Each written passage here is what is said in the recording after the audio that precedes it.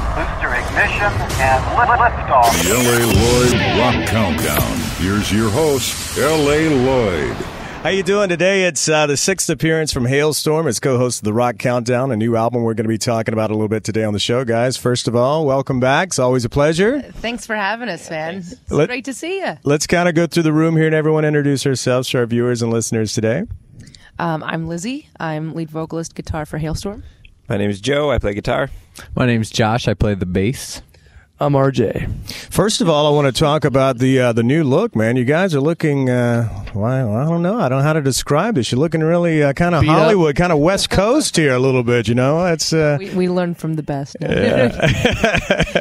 Now call her LA Lzzy. LA Lzzy now. Yeah. I like it. Well, the latest album, The Strange Case of, just came out recently on April 10th. Already hit #1 on the Hard Rock Albums chart and #2 on the UK Rock chart. So, I mean, all that hard work is finally paying off for you. And, you know, how do you take it all in? I mean, that's pretty overwhelming there, you know, to get a great debut like that. It's really crazy. We didn't really know what to expect. I keep telling people it's our first time with a second record. So yeah, right. So you never really know. And so it's really nuts to see it flying up there. Yeah, I'll tell you what, we had a great time making the album. It was a lot of hard work, but it was some of the most fun we've ever had. So, you know, people have asked us about like the whole sophomore slump thing. Yeah. We go through it, and I mean, the answer is absolutely not. We had so much fun making this album. Well, it seemed like it. I remember we had you guys on the show when you were kind of working on it. We did one via Skype where you guys were there in LA at the condo or the apartment. And you guys looked like you're just having a blast. I mean, so it didn't look, I mean, obviously everybody's like, oh, there's pressure, second album. But, you know, like I said, you guys just looked like you were relaxed and you went about it with all these great songs that you wanted to work out. And it was just us kids, no parents, no adults, just a lot of no trouble. No manager, no anything, and lots of trouble. Yes, the way to do lots it. of trouble. When I was putting these questions together, I kind of thought back to when I first met you, and I had to look up the date, which was January 25th, 2006. And I felt like I met Ms. Hyde that night because, again, you kind of walked up to me and introduced yourself, and you were very quiet, you know, and said, hey, you know, I hope you come out and see us tonight. And I went out there and it's like, I saw you guys to the stage. I was like, wow. Who is this band? I don't remember meeting these guys, you know. So I think I've seen the two sides of Lzzy from, you know, 6 years ago. So I think it's a great concept. It's taken me all of those years to actually finally put it on tape and let the two of them coexist. But you know, it's fun, man, and it's you know, you gotta. It's okay to have both. Yeah. So Ms. Hyde's been around for a long time, huh? Yeah, she's just now showing her teeth. Finally have a name for her. Yeah, we just finally have a name for her. Well, now, is this something you came up with, or what the guys came up with, or I mean, where did the whole the name thing come from? Well, it came. I think Lzzy brought in the concept, and then all of us were like, "Well, that's perfect. We gotta." That's the whole theme, you know. It's like, yeah. Well, we had when we started working on the record in June, we had all these rock, you know, the first four, but we had all these rock songs we were recording, like real heavy, like "Freak Like Me." We did at that time, and "Love Bites," and then you know, we did those, and then Lzzy started, you know, writing like "In Your Room" and "Break In" and stuff, and we're like, well, we love these songs, but how could they ever fit on the same record? Like, right. This isn't making sense. And when she came in with Ms. Hyde, we're like, got it. Ah, well, you do it on purpose. I get it. There's a reason for all this. Well, the EP, I mean, it was something to kind of, I mean, because it had been a while since something new had come out for the fans. I mean, was this kind of like, not really a tease, but something to say, hey, guys, we got an album coming out. Here's something to kind of hold you over for a couple of months. Is that kind of what the whole idea of it was? It was more impatience on our part, you know, because like it had been so long since we put something out, and then we kept giving like the wrong dates, you know, like for like, oh, you can expect it this time, and then oh no, that didn't happen. Yeah. So we're like, you know what? Let's just, as soon as we have something, put something out there. So it wasn't really meant to be a tease, but it was more meant to be like, we're so sorry we took so long. Here's a little bit. Right. The other reason was that we got approached by Glee to have one of our new songs on the TV show, and we knew that if that song was going to be on TV, then we'd have a whole new audience and a whole bunch of people that never heard of us looking us up and trying to find out who we are. So we wanted to have something of our own to put out, not just the Glee version, but also our version of the song and also some other stuff from the record. So nice. Another reason. You've spoken in other interviews about being on a mission to figure out how to get all of your favorite songs on one album, which you kind of just talked about here just a little bit. So, tell me about the decision process. I mean, there was some bunch of good songs, and you didn't want a double album. So how do you whittle them down, if you will? It was the hardest thing we've ever done, because at least on the last record it was more defined. It was like, here are the good songs, here are the bad songs, so all the good songs go on the record. Whereas this one, there were so many of our favorites, and how many did we end up writing? Just too much. The second batch of songs was 56 songs, so I don't know how many we were working through, but like we were working every day and writing every day and whittling stuff down, but and we got as many on there as we could, It's an album full of Halestorm for sure. As far as referring to the strange case of, I kind of like to refer to that album as kind of the Halestorm growing up album for me personally, looking at it from an outsider. But I mean, is that kind of the way you guys looked at it? Because, I mean, obviously you're different people than you were when the first one came out. I mean, was this kind of a growing up album for you? It definitely was. I mean, personally for me, it was a learning experience for myself. And, being able to be comfortable with having all sides of myself and not holding back. Because I feel like especially when I was a teenager, I held back a little bit, as in like I wouldn't even show these guys a song like Let Me in Your Room or something like that. Oh, that's stupid, that's just a little acoustic thing, and on this, shame on you, Lzzy, for writing that. I'm just exactly, it's like, oh, that's a girly song, I just you wanted to show your balls right. when you're younger, and so, but it's interesting because I mean, I love, I love, rocking out to the heavy stuff, and I love screaming my head off. But I also love this intimacy, and I'm able to do that. So for me, it was I just learned a lot about myself, and it was very freeing to just kind of follow whatever the song wanted to be and whatever got us excited. And, instead of being, the other thing that we weren't doing this time was boxing ourselves in, as in like, okay, well, is this going to work for radio? Is this going to be a mass appeal type of song? We just, we're taking it like, oh, I really like this song. I think it, if it moves you, it moves you. And so a lot of it also was, just being on the road and hearing people come up to us after the show saying like, that we had so much more energy live than we did on the record. So for the next one, we were like, well, we want to capture that and put it on tape. So hopefully we did that.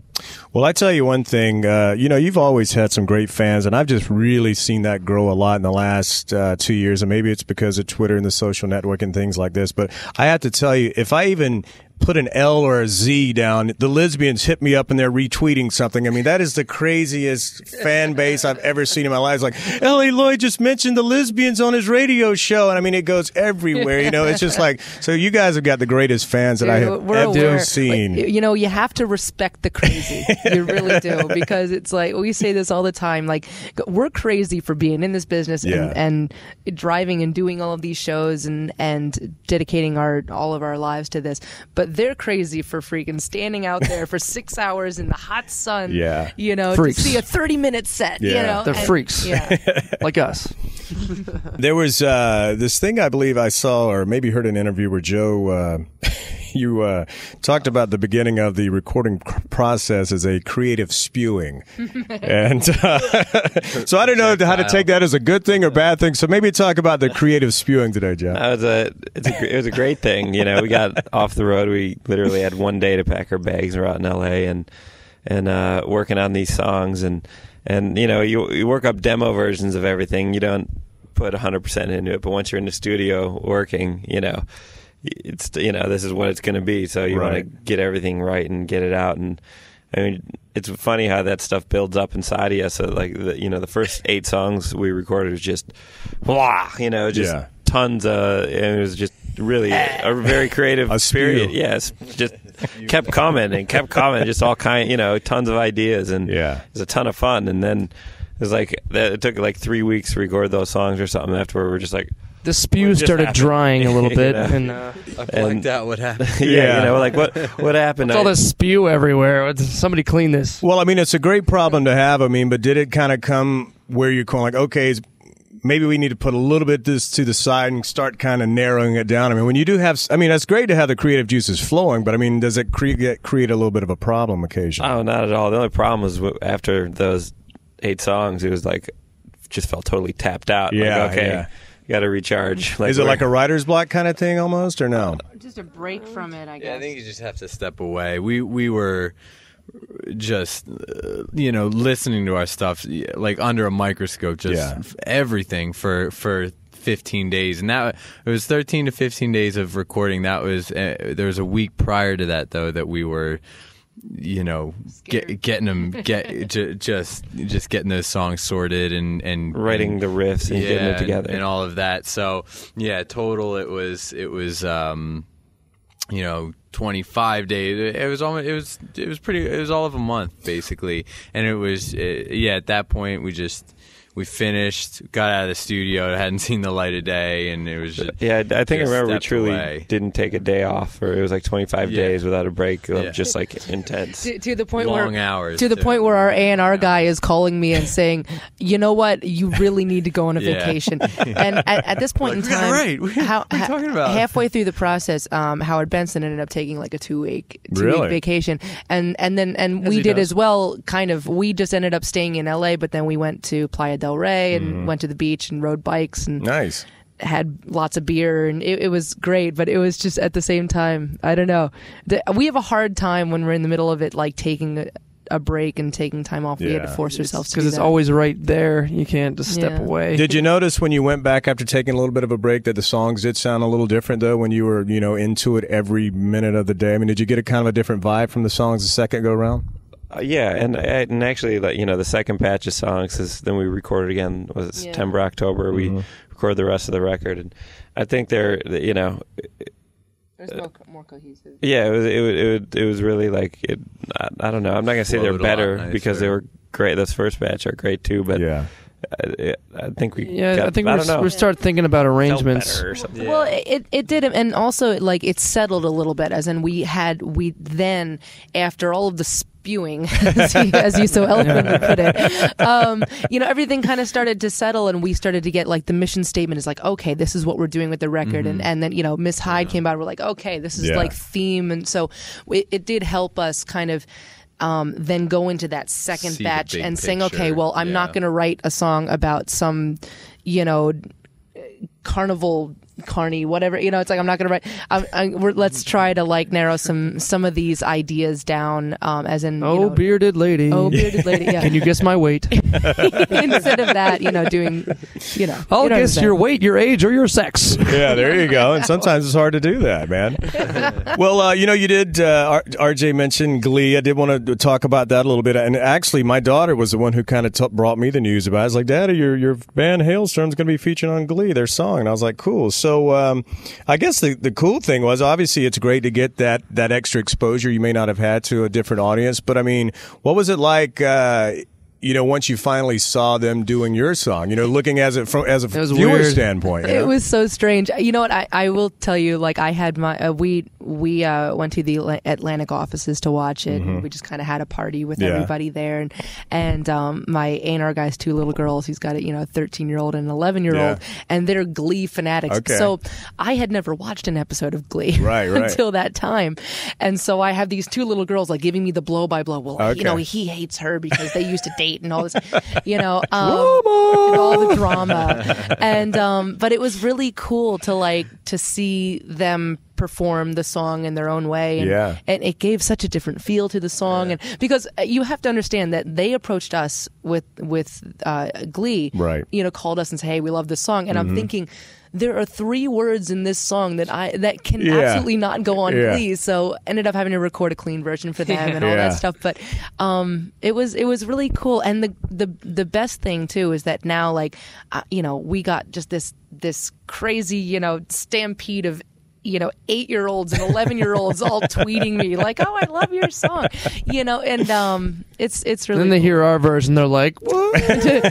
Mom, it's not Don't the go same what one." themselves?" I don't know. My 12-year-old still rocks the Bad Romance, off of the cover album more That's than she awesome. does Gaga. And I got to tell you that version from Glee, I think it's got like a gazillion views anyway. So I mean, you're it's getting. They did a awesome. great job with it. It's it sounds crazy. really cool, and it's cool I to like hear the it key change popped she out.